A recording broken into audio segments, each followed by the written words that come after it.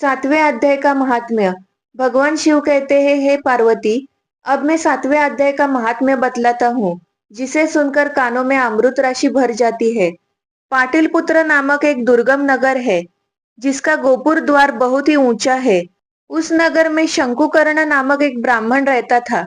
उसने वैश्य वृत्ति का आश्रय लेकर बहुत धन कमाया, किंतु उसने कभी पितरों का तर्पण नहीं किया और ना ही देवताओं की पूजा की। वह धनोपार्जन में तत्पर होकर राजाओं को ही भोज दिया करता था। एक समय की बात है, उस ब्राह्मण ने अपना चौथा विवाह करने के लिए पुत्रों और बंधुओं के साथ यात्रा की। मार्ग में आधी रात के समय जब वह सो रहा था, तब एक सर्प ने कहीं से आकर उसकी बाह में काट लिया।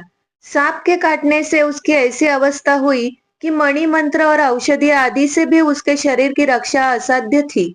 तत्पश्चात कुछ ही क्षणों में उसके प्राण गए और फिर वह प्रेत बन गया।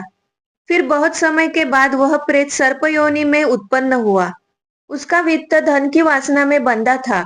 उसने पूर्व वृत्तांत को स्मरण करके सोचा, मैंने घर के बाहर करोड़ों की संख्या में अपना जो धन गाड़ रखा है, उससे इन पुत्रों को वंचित करके स्वयं ही उसकी रक्षा करूंगा। सांप की योनि से पीड़ित होकर पिता ने एक दिन स्वप्न में अपने पुत्रों के समक्ष आकर अपना मनोभाव बताया। तब उसके पुत्रों ने सवेरे उठकर बड़े विस्मय के साथ एक दूसरे से स्वप्न की बातें कही। उनमें से मझला पुत्र कुदाल हाथ में लेकर घर से निकला और जहां उसके पिता सर्प योनि धारण करके रहते थे, उस स्थान पर गया। यद्यपि उसे धन के स्थान का ठीक ठीक पता नहीं था, फिर भी उसने चिन्हों के सहारे उसका ठीक से पता कर लिया और लोभ बुद्धि से वहां पहुंचकर बांबी को खोदना आरंभ किया। तब उस बांबी से बड़ा भयंकर सांप प्रकट हुआ और बोला, ए मूर्ख, तू कौन है? किस लिए आया है? यह बिल क्यों खोद रहा है? किसने तुझे भेजा है? यह सारी बातें मेरे सामने बता। पुत्र कहता है, मैं आपका पुत्र हूँ, मेरा नाम शिव है। मैं रात्रि में देखे हुए स्वप्न से विस्मित होकर यहाँ सुवर्ण लेने आया हूँ।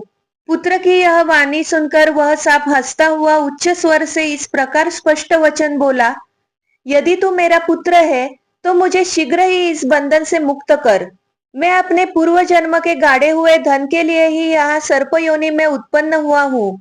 पुत्र पिता से पूछता है, पिताजी, आपकी मुक्ति कैसे होगी? इसका उपाय मुझे बतलाइए। मैं आपको मुक्ति दिलाने का पूरा प्रयास करूंगा। पिता कहते हैं, बेटा, गीता के अमृतमय सप्तम अध्याय को छोड़कर मुझे मुक्त करने में तीर्थ, दान, तप और यज्ञ भी सर्वथा समर्थ नहीं है। केवल गीता का सातवां अध्याय ही प्राणियों के मृत्यु आदि दुखों को दूर करने वाला है। पुत्र, मेरे श्राद्ध के दिन गीता के सप्तम अध्याय का पाठ करने वाले ब्राह्मण को श्रद्धा पूर्वक भोजन कराओ। इससे निस्संदेह मेरी मुक्ति हो जाएगी। वत्स, अपनी शक्ति के अनुसार पूर्ण श्रद्धा के साथ वेद विद्या में प्रवीण अन्य ब्राह्मणों को भी भोजन कराना। सर्प योनि में पड़े हुए पिता के वचन सुनकर सभी पुत्रों ने उनकी आज्ञानुसार तथा उससे भी अधिक किया। तब शंकुकर्ण ने अपने सर्प शरीर को त्याग कर दिव्य देह धारण किया और सारा धन पुत्रों के अधीन कर दिया। पिता ने करोड़ों की संख्या में जो धन उनमें बांट दिया था, उससे वे पुत्र बहुत प्रसन्न हुए। उनकी बुद्धि धर्म में लगी हुई थी, इसीलिए उन्होंने कुआं, यज्ञ तथा देव मंदिर के लिए उस धन का उपयोग किया और अन्नशाला भी बनवाई। तत्पश्चात सातवें अध्याय का सदा जप करते हुए उन्होंने मोक्ष प्राप्त कर लिया।